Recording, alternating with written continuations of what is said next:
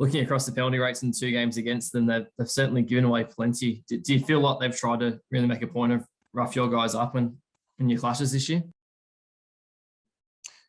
Oh, you can only go off the evidence, so they're giving away, plenty of penalties, and their discipline hasn't been where it needed to be, I guess. So I suppose that, speaks for itself, I think. Some of the penalties from our last game against us were that they weren't discretionary penalties. They were, they had to give them. So I'm sure that will be the same case if that happens tomorrow night. The bottom line is we haven't been able to get near Nathan and his kicks because we're getting blocked. Our kick chases are getting blocked by illegal blockers. So I asked for some direction from the NRL in recent times as to what our position was and what was allowable and what wasn't allowable.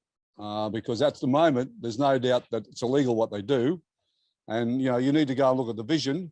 It's all there for you to see. If you look at the 3 kicks that he kicked where we knocked one on, we pushed one dead and we got tackled in the in-goal area, you'll see how much obstruction there was on their route to get to Nathan. They didn't even get close to Nathan. You're allowed to have blockers in the game. They're not illegal, but they've got to be stationary. They're interfering with our line, with the kick pressure that we're putting on from where we're bringing it from around the marker area.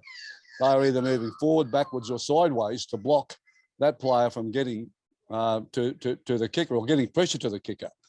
So on those 3 kicks, and the 3 times there was 2 blockers on each one of those 3 kicks that he put in that stopped our players from getting any pressure on Nathan Bull. So he was untouched in that game.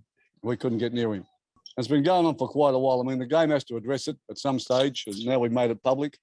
It's illegal. I mean, they would say, well, they're just going on a kick chase. They're not going on a kick chase. They're moving sideways and they're moving backwards and they're making contacts with shoulders and hands.